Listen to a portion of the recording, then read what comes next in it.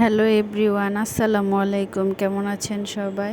তো আজকে হঠাৎ করে ফ্যানটা নষ্ট হয়ে গেল। তো আমার হাজব্যান্ড কাজে থেকে আসার সময় একটা মিস্ত্রি নিয়ে আসছে, তো উনি ফ্যানটা লাগিয়ে দিয়ে গেছে। দেন এটা হচ্ছে পরের দিনের ব্লগ। তো আমি হঠাৎ করে ভাবলাম যে আমি তো ছোটোবেলায় এই ভর্তাটা খেয়েছি, এখন একটু ট্রাই করা যাক যে কীরকম লাগে। তো আমি ছোট ছোট আলুগুলো সিদ্ধ বসিয়ে দিছি, সিদ্ধ বসিয়ে তারপর ভালোভাবে ধুয়ে এখন কড়াইয়ে আমি আলুগুলো একটু ভেজে নেব। তার জন্য তেলটা আমি একেবারে ভালো করে গরম করে নিচ্ছি। এখন সিদ্ধ করা আলুটা আমি তেলের ভিতরে ছেড়ে দেব, একটু লবণ দিয়ে দিব। তারপর চিন্তা করলাম না, আলুটা একটু পরে দিই, আগে কাঁচামরিচ আর শুকনো মরিচ এই দুটো একটু ভেজে নিই, তাহলে দুটোর ফ্লেভার অন্যরকম আসবে, খেতেও মজা লাগবে। তারপর যে কথা সেই কাজ, আমি কাঁচামরিচ আগে একটু ভেজে নিলাম। এখন শুকনো মরিচগুলো আমি ভেজে নেব। তার জন্য শুকনো মরিচ অল্প কয়েকটাই নিয়েছি, যেহেতু এত ঝাল আমরা খাই না। তারপর এই জন্য কয়েকটা শুকনো মরিচ নিয়েছি। তারপর শুকনো মরিচ ভেজে এখন আলুগুলো দিয়ে দিলাম তেলে ভাজার জন্য। তো আলুগুলো দিয়ে দিয়েছি, একটু উপর দিয়ে লবণ ছিটিয়ে দেব। লবণটা তাহলে গায়ে গায়ে লেগে যাবে, খেতে খুব ভালো লাগবে। সেই জন্য আমি আলুটা একটু ভালোভাবে ভেজে নেব। আপনারা একটু বাহিরের আওয়াজটা ইগনোর করবেন, যেহেতু রোডের পাশে বাসা, এই জন্য একটু আওয়াজ আসে, তো কিছুই করার নাই।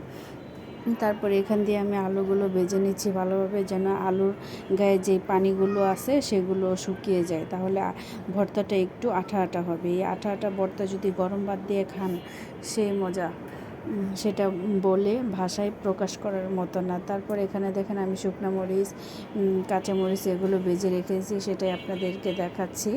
এর পাশে দেখেন এখন আমি আলুগুলো ভাজতেছি, যে পর্যন্ত তেলটা না ছেড়ে দিচ্ছে। এখন পেঁয়াজ কুচি করে নিয়ে নিলাম। তারপর ভাবলাম যে পেঁয়াজটা একটু ভেজে নেই, তাহলে ভর্তাটা নষ্ট হবে না। যদি কাঁচা পেঁয়াজ থাকে তাহলে ভর্তাটা নষ্ট হয়ে যাওয়ার সম্ভাবনা একটু বেশি থাকে। তার জন্য একটু পেঁয়াজটা আমি ভেজে নিচ্ছি, যেন পেঁয়াজের গায়ে যে পানিটা থাকে সেই পানিটা শুকিয়ে গেলে দেন আমি নামিয়ে ফেলবো। একটু লবণও দিয়ে দিলাম। তারপর পেঁয়াজটা একটু বাদামি কালার হয়ে আসলে আমি পেঁয়াজটা নামিয়ে ফেলবো। আলুগুলো আমি ওই পাশে উঠিয়ে রাখছি। এখন আলুগুলো আপনাদেরকে দেখাচ্ছি, দেখেন যে কীভাবে সিদ্ধ হয়ে গেছে আলুগুলো। একেবারে আলুর গায়ে একটুও পানি লেগে নেই, পুরো তেল বেরিয়ে গেছে। তো এই ভর্তাটা এখন আমি এডিট করার সময় দেখে আমার মন চাচ্ছে আমি যদি আরেকবার খেতে পারতাম, অনেক মজা লাগে। বিশ্বাস করেন, যদি আপনাদেরকে খাওয়াতে পারতাম তাহলে আপনারা বুঝতেন। তারপর আমি এখান দিয়ে পাটাটা বিছে নিলাম। এখন পাটাতে বাটবে। ভর্তাটা হচ্ছে পাটায় বাটা ভর্তা। এই ভর্তাটা আমি শিখছি আমার নানির কাছ থেকে।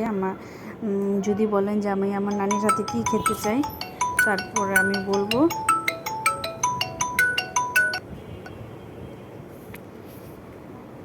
তারপর ওখান দিয়ে আমি ভর্তাটা বেটে ফেললাম। তো এর মাঝে ফোন চলে আসছে, এই জন্য এরকম হয়েছে। তো এই দেখেন ভর্তাটা দেখে খুব লোভনীয় লাগছে, আমার তো দেখে মনে চাচ্ছে এখনই খেয়ে ফেলি। তো আপনারা কে কী খেতে চান অবশ্যই চলে আসেন আমার বাসায়।